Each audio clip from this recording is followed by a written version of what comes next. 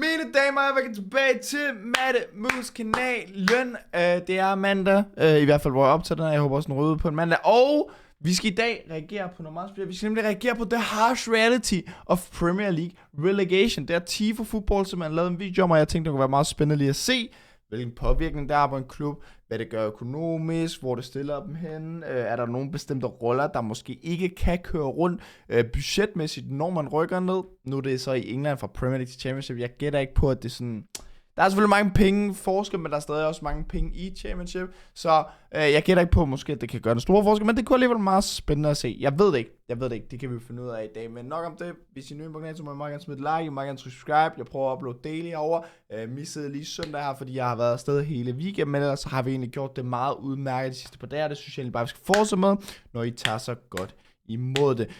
Jeg tror ikke, der er så meget mere at sige. Lad os springe ind til det. Der er kun 6 minutter, men lad os se, hvad Tifo Football har at sige til os. Relegation. Nothing quite does more to damage a football club's long-term financial health than the dreaded drop. Jeg har været meget heldig, at de klubber, jeg er blevet fan af, ikke er en del af sådan noget. Altså, selvfølgelig så vælger du jo selv, og så videre. Og har man haft en far, eller en i familien, som har været fan af... Som Leicester for eksempel, så er det jo desværre meget uheldigt, at du lige pludselig går fra fucking top 6 til at du rykker ned, hvilket jeg synes er vildt. Men nej, jeg er jo fan af Arsenal, og så har jeg været lidt fan af FCK, da jeg var mindre, og ingen af dem har heldigvis været langt fra nedrykning, eller hvad man kalder det. Men ja, det må være en weird følelse at rykke ned. Det vil jeg ikke helt kunne have. As the Premier League has grown to become more lucrative and financially rewarding, so too has the prospect of relegation become more imperious.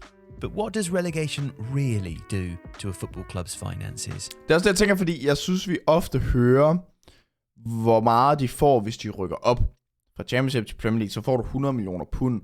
Hvor meget? Hvad sker der, hvis man rykker ned? Og jeg tænker, så er en klub som Leicester, som nok har haft et budget, der har set ganske udmærket ud, når de sidste par sæsoner har kæmpet med om top 6, har faktisk kæmpet med om top 4, og har haft Champions League. Vandt Premier League for hvad? Det er 7 år siden. Vandt Premier League for 7 år siden, og så rykker man ned nu. Ja. And why do clubs... Det er også det der med, så der er kommet en ny fanbase og så videre, siden man måske har vundet Premier League, og de skal nu se ens hold rykke ned, og det må også bare være tough game. Fear the drop so much. Jamen, jeg er spændt. Show me. We've spoken in previous Tifo videos about the things that matter most financially for a football club. Ja. Revenue, wages, transfer effectiveness, and debt or financial leverage. Okay, ja. Jeg vil jo sige, revenue må jo falde, når det er Championship. Måske lidt flere kampe, jeg ved ikke, i forhold til, men jeg tænker bare tickets. Jeg gætter på, at tickets bliver billigere. Jeg gætter på, at der måske ikke kommer så mange, når de er nede. Jeg ved det ikke.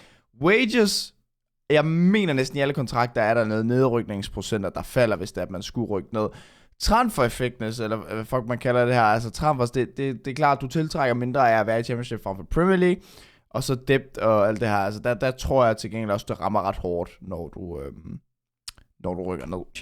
Now, let's look at how relegation has impacted each of these key financial health indicators using some famous relegated clubs as a guide. We'll start with revenue. Yeah. Relegated Premier League clubs typically see reductions of 50 to 70% in revenue in the subsequent season. Fulham's revenue dropped by 58% in the 2019-20 season post-relegation, and Norwich and Watford's revenues each dropped by 52% the following season. And the biggest driver of this is TV or broadcasting revenue. The average broadcasting revenue, including facility fees for Premier League clubs, is about £125 million. Crazy. With the bottom clubs, the relegated ones, earning roughly between 100 and 110 million. By contrast, the average TV revenue in the Championship is between £5 and £6 million.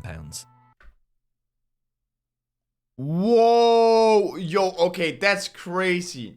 What the fuck? Oh my god, ja okay. Jeg skulle lige til at sige netop det der med sådan 100-110 millioner, altså det er stadig 15 millioner mindre, du får af det, men det er jo ikke så slemt. Men ja, hvis du går fra at få 110 millioner i broadcasting revenue til 5-6 millioner,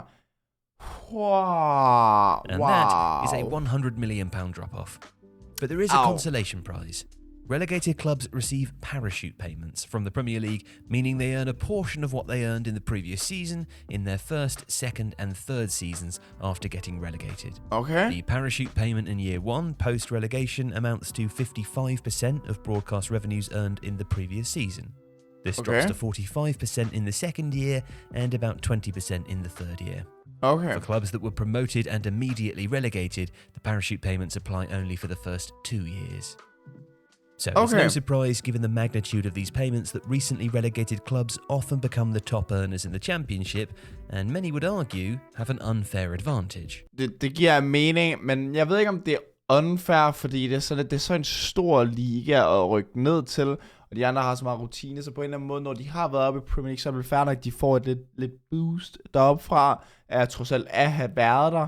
Så unfair ved jeg ikke, fordi de har jo været deroppe. Jeg synes, det er en del af det. The other side of that issue is that relegated clubs still suffer a vast drop in revenue, which forces whole-scale financial remodelling. On top of this, both matchday and commercial income see a decline too. Sponsors are less attracted to a club that isn't playing in the Premier League, and matchday attendances and ticket prices both generally reduce. But the bulk of the impact is caused by the TV revenue. Now, wages are perhaps the most complicated issue and are inextricably linked to transfer effectiveness, so we'll address both of these jointly. Jeg føler bare, de alle har vel procenter pay high wages to attract the best players in order to stay in the Premier League. This in turn means that those dropping out suddenly have very high wage bills and are about to see a sharp revenue drop as well. As an example, Everton's wage bill has consistently hovered between 90 and 95% of revenue. If Everton were relegated, they would see 50 to 70% revenue decline and the wage bill become unsustainable at roughly double the club's revenue. This would inevitably mean a fire sale of multiple players in order to lighten the wage bill, and it's unlikely that Everton would have got fair value in those deals, given their desperation. A good example is West Ham in 2002-03. Post-relegation, they lost multiple top players, either to expired contracts or below fair value sales. De havde players are also likely to want to leave, either because they consider themselves too good to play in the championship, or because they have relegation clauses in their contracts and would therefore see a sizable wage decrease if they stay. This exacerbates the problem and severely impacts transfer effectiveness. Det er også det, jeg snakker om. Ofte der har de en nedrykningsklausul, kan det jo også godt være. Hvem fanden var det, der havde det, som kun kunne, som lige pludselig kun kostede 3 millioner? Var det, hvad han hedder, Rodrigo fra Leeds? Jeg tror, han har en nedrykningsklausul, der hedder, at han kan blive købt for 3 millioner pund, og så er han bare gone. Og han blev købt for sådan noget 27 back in the days for et par år siden. Så det er crazy. Enten så har du det, eller så rykker du ned, og så får du, lad os sige, 30% løn. Går 30% ned løn. Jeg ved ikke, hvordan jeg vil sige det egentlig, men ja. UEFA's wage bill guideline of 70% of revenue exists for a reason, and multiple Premier League clubs are dangerously above that level, none more so than Everton, who have the highest wage bill as a percentage of revenue in the Premier League. Oh wow, det vidste jeg faktisk ikke engang. And finally, we'll come to debt and financial leverage. Perhaps the best example of a relegation-induced debt crisis is Leeds United's relegation in 2003-04. So much so that it led to the coinage of the popular phrase "doing a Leeds" to describe financial mismanagement. Now, Leeds reached a Champions League semi-final in 2001, but their transfer spending was far exceeding other Premier League clubs and was almost entirely funded by debt.